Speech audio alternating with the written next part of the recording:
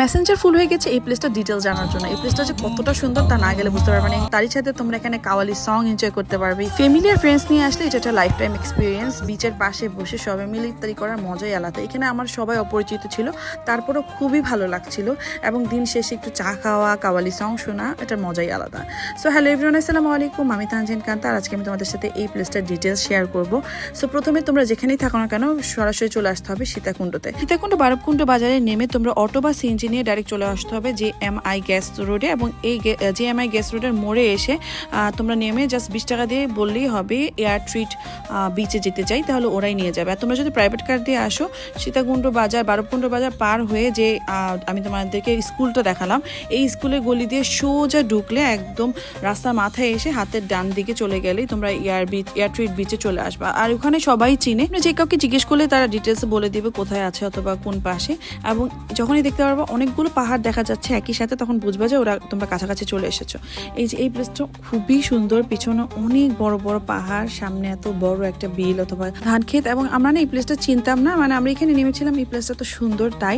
পরবর্তীতে দেখলাম এই প্লেসটার একদম অপোজিট হচ্ছে এয়ার বিচ রিট্রিটের গলি। তো এখান দিয়ে তোমরা সোজা হেঁটে চলে গেলে হচ্ছে একদম মেইন স্পটে পৌঁছে যাবে। তাছাড়াও এর আগে একটা গলি রয়েছে, এই গলি দিয়ে তোমরা যদি প্রাইভেট কার নিয়ে আসো এই গলি দিয়ে সোজা ঢুকলেই তোমরা একদম এয়ার বিচ রিট্রিটের পাশেই পৌঁছে যাবে। একদম ওখানেই 2 মিনিট হেঁটে যেতে হবে আর কি। যদি বৃষ্টি টিষ্টি হয় তাহলে এখানে না নামাই ভালো, কারণ তাহলে পুরো মানে এখানে নামলে আর গাড়ি উঠাতে পারবে না। সো যাই হোক, এখানে আমি পৌঁছে যাই এবং প্লেসটা এত সুন্দর লাগছিল, খুবই সুন্দর, খুবই সুদিং একটা প্লেস। আর এই যে ঘাসগুলো উঁচু নিচু ঘাসগুলো দেখতেও আমার খুবই ভালো লাগে অ্যাজ অলওয়েজ। সো সবাইকে দেখলাম ওরা হচ্ছে ইফতারি প্রিপারেশন নিচ্ছে। যাওয়ার পরে দেখলাম সবাই আসলে যারা ওখানে কর্মরত অবস্থায় আছে, মানে যারা এটা প্ল্যান করেছে সবাই দেখলাম কাজ নিয়েই ব্যস্ত। খাবার টাবার অলরেডি আস্তে আস্তে সার্ভ করা শুরু হয়ে গেছে। এখানে ছিল ফিরনি, কলা, তারপর হচ্ছে কমলা, খেজুর, এগুলো সবগুলো প্লেট আসলে সার্ভ করা হয়ে গিয়েছে। তো আমি দেখলাম যে এখানে সবাই ছবি ভিডিও ক্যাপচার করছে, তাই আমি এখানে টুকটাক ছবি ভিডিও ক্যাপচার করছিলাম। আর অনেক দূরে সমুদ্র ছিল, মেবি তখন ভাটার সময় চলছিল, খুবই দূরে সমুদ্র ছিল, তাই আর সমুদ্রের পাড়ে যাইনি। আর আমার বেবি এত বেশি এনজয় করছিল। আর কিভাবে যেন সেদিন এত ক্লাউডি ওয়েদার ছিল, প্রচুর ক্লাউডি ওয়েদার ছিল, এত বাতাস, একটু পরপর ঝিরিঝিরি বৃষ্টি হচ্ছিল, মানে ওয়েদারটা অসম্ভব সুন্দর ছিল, এত ভালো লাগছিল ঠান্ডা বাতাসে। আর হঠাৎ করে একটা আপুর সাথে দেখা হয়, যিনি বললো যে ওনার আমার পেজ ফলো করা অথবা ভিডিও দেখে। এটা শুনে খুব ভালো লাগলো। কেউ যদি আমার ভিডিও দেখে আমাকে বলে এবং মানে তাহলে আমি একটু ইন্সপায়ার্ড হই, আমার কাছে খুব ভালো লাগে বিষয়টা। সো আপু এসে অনেকক্ষণ আমার আপুর সাথে একটু আড্ডা দিলাম। তো এখানে আমি একটু ভিডিও ছবি ক্যাপচার করছিলাম। আমার ছেলেকে আমি একদম মাঠে ছেড়ে দিয়েছি, ও বালি যা ইচ্ছা তা ধরছিল, ওকে আমি একদম ওর মতো খেলতে দিচ্ছিলাম। আর পাশাপাশি ওরা হচ্ছে সবাই খাবার সার্ভ করে দিচ্ছিল প্রত্যেকটা টেবিলে। এবং এত বেশি বাতাস ছিল যে নিচে কোনোভাবে ম্যাট থাকছিল না, বিছানোর সাথে সাথে উড়ে চলে যাচ্ছিল। সো যেহেতু সবাই বসে ভিডিও ছবি টবি ক্যাপচার করছিল, তাই এখনো পর্যন্ত ম্যাট বিছানো হয়নি। এর মধ্যেই হচ্ছে কাওয়ালি সং শুরু হয়ে যায়। আর ওদের ভয়েস আসলে খুব সুন্দর ছিল। এই কাওয়ালি নাইটটা সবসময় হয় না, মেবি ওরা একটু স্পেশাল ডেতে করে, ফ্রাইডে স্পেশাল ডেতে, অথবা ওরা অ্যানাউন্সমেন্ট করে দেয় ফেসবুক পেজে। আমি ফেসবুক পেজে দেখেই গিয়েছিলাম এবং ফ্রাইডেতে হচ্ছে ওদের কাওয়ালির সং ছিল, বাট প্রতিদিন এই কাওয়ালি সং থাকে না। সো আপনারা যদি কাওয়ালি সং দেখতে চান অথবা শুনতে চান তাহলে আপনারা একটু খেয়াল রাখবেন ওদের পেজে যে কাওয়ালি সং কবে হবে অথবা কি আসার বিষয়।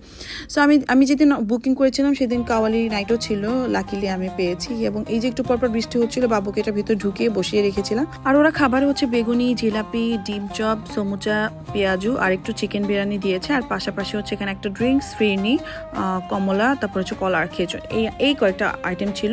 আর প্রাইস ছিল মাত্র 399 টাকা করে। খাবারের জন্য আমি প্রাইস দিব না, আমি অ্যাকচুয়ালি ওয়েদারের জন্য, ভিউর জন্য, তারপরে কাওয়ালি নাইটের জন্য আসলে প্রাইসটা আমি বলবো একদমই ওয়ার্থ ইট, বিকজ আমি কাওয়ালি নাইট এনজয় করতে পেরেছি। খাবার যেমনই ছিল বাট ভিউটা এত সুন্দর ছিল, যাই খাচ্ছিলাম মোটামুটি খারাপ লাগছিল না, আর ভালোই লাগছিল। সো খাবার নিয়ে আমি তেমন একটা কিছু বলবো না, বাট অল ওভারঅল আমার কাছে ইট ওয়াজ ভেরি গুড এক্সপিরিয়েন্স। মানে আমি খুব ফ্যামিলিকে মিস করছিলাম। এখানে যদি আমি ফ্যামিলিকে নিয়ে আসতাম তাহলে হয়তো আমি আরও বেশি এনজয় করতাম। সো যারা একদম ফ্যামিলি নিয়ে ইফতার করতে চান একটু খোলামেলা প্লেসে, বিচের পাশে একটা সুদিং প্লেসে, তাহলে তারা এই প্লেসে চলে আসতে পারবেন, খুবই ভালো লাগবে। এবং ইফতারি পরপর একটু চা নিয়ে নিলাম। এখানে একটা ছোট্ট কটঙের দোকান রয়েছে যেখানে চা সেল করা হয়। আর আমার বেবি বাচ্চাদের সাথে খেলে কি যে এনজয় করছিল, ওকে দেখে আমার আরও বেশি মজা লাগছিল। আবার কাওয়ালি নাইট শুরু হয়, ছেলেরা খুব এনজয় করছিল কাওয়ালি নাইটে। তো এই তো আজকের দিনটা আমার খুবই ভালো কেটেছে আলহামদুলিল্লাহ। খুব সুন্দর একটা ইফতার পার্টি শেষ হয়েছে, অল ওভারঅল আমার কাছে খুবই ভালো লেগেছে। সো যারা আসবেন তারা চাইলে টুকটাক খাবার আবারও নিয়ে আসতে পারেন।